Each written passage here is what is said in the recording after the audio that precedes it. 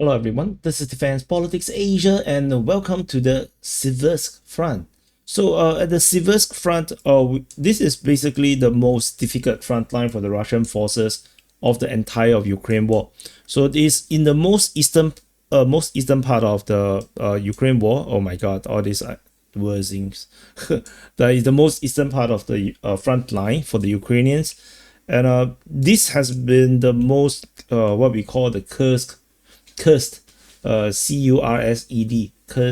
front for the Russians, because a lot of the Russian offensive in this region end up in a massive disaster. And the most famous of that, I'm quite sure for the OGs that have been following since 2022 should remember the crossing at Siversky Donetsk River. The Russians at certain points, I believe is around here, the Russians tried to cross the river, and they were entering into some forest clearing. I'm not sure is it this area, or I forgot where it is exactly, or could be around here. So yeah, or maybe around here, as the Russians tried to cross the river, and then they got basically bombarded to hell by the Ukrainian forces, and a lot of people died. A lot of pontoons was destroyed. A lot of armored vehicles was destroyed. Heavy bombardment wiped out the entire Russian unit. And the crossing at the Siversky Donetsk River was entirely given up. Until today, we still do not see the Russians daring to cross the river in the way how they train ever again. So this is that happens at the Siversk Front, in case you are wondering. So that is along this river. The river is here. It's along this area here. So some orientation, right? Some history about what is Siversk. However, the Siversk Front has been facing this gradual collapse, in recent months, and the Russians slowly, taking advantage of the Ukrainian lack of manpower. I think this is Siversk, the important city of Siversk that holds up the entire front line. And this front line, this town here, this very long town was basically the front line. And in recent time, the Russian forces have successfully flanked it, enter into it, going under it. And now in the latest information, and of course, there is also the Russian push through Krychorivka and into Serebryanka. In the latest updates, the Russian forces have managed to break out in towards Siversk from the northern flank of Verkhovno-Kanyamsky. And it looks like the entire south of Verkhovno-Kanyamsky have straightened the front line. The front line has straightened all the way to Ivano-Darivka. And this signals that the resistance at Siversk Front is collapsing, is rapidly collapsing. The Ukrainian forces in these areas here have basically redrawn back into Siversk. By the look of it, they are unable to hold the front line. And this area, this is an impossible salient on its own. This is likely going to collapse. The Russians most likely will take it. This salient here, the Russian forces was already at Serebryanka, and they have pushed towards Siversk from that direction. And with the latest mapping showing that the Russian forces have entered into this area here, this distance here is around 2 kilometers. So this is 2 kilometers. So this is barely, it's just enough to hold up the entire salient, but it's like very difficult. So this is likely, to be redrawn by the Ukrainian forces, because the encirclement is a very, very real threat at this area here, and the terrain is horrible. So I think a withdrawal to fight along the defense line, the trench line here, might be a much better bet for now. The Russians is likely to capture all of these areas here, and basically push towards the front line and straighten the front line between the Serebryanka and this protrusion towards Siversk. And yeah, so this is the latest situation. And the Russians, you can see from this area here, they are super near. So do we have some things to see? Oh, we don't have.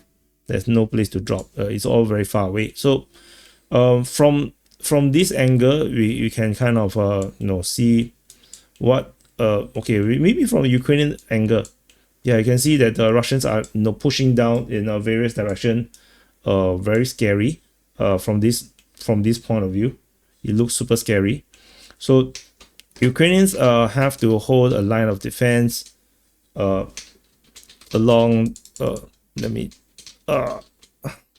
along this defense line, the trench line. This is, and then of course the fortifications. There's some tree lines that the Ukrainians can occupy to defend, and of course they will be in the city, in the cities, and the tree lines. There's a fortification there, tree line. Yeah, this is and then the railway line. So this is likely the place, and some high grounds around here. So this is basically the setup the Ukrainians would probably have to defend this defense line here. The Russians have penetrated in this direction.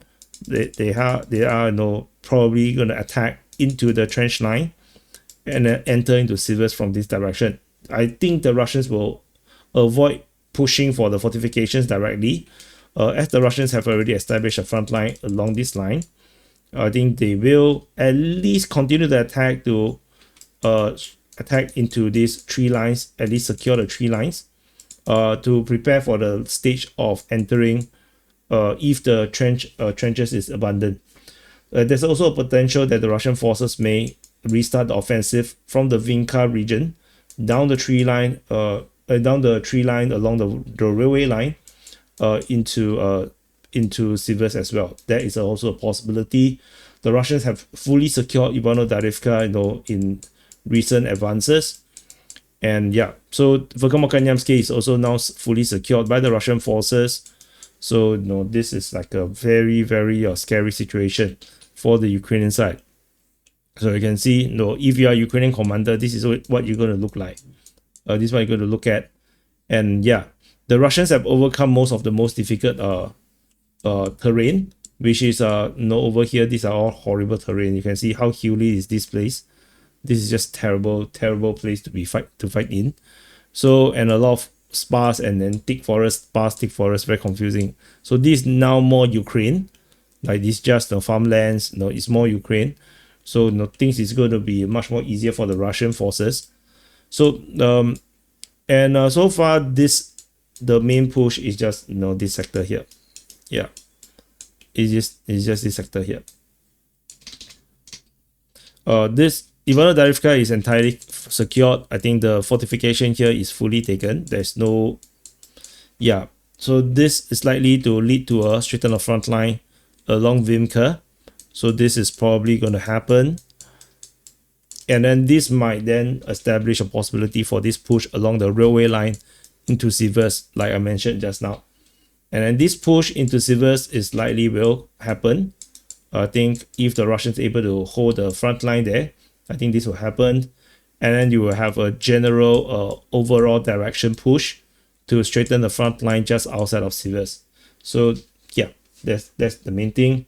Serbianka situation, probably they will try to secure the whole village, and then they'll probably go along the river further down, and then there may be another troop to close up the gap to close off this impossible salient. So this is the what I believe is probably happening right now in Siversk. So anyway, just a battlefield analysis, a simple one about this situation here. Hopefully this is interesting to you. Let me know in the comments which front line you will want to see next. If not, I will decide for you based on the current trend of the war, what is most likely is happening right now, and know what is the most exciting place to really talk about. So anyway, that's it. Thank you for watching. Frontline Changes report is already out. You can check it out, and happy birthday to you if your birthday today. Subscribe. This is the DPA War channel, and I'll see you guys in the next update.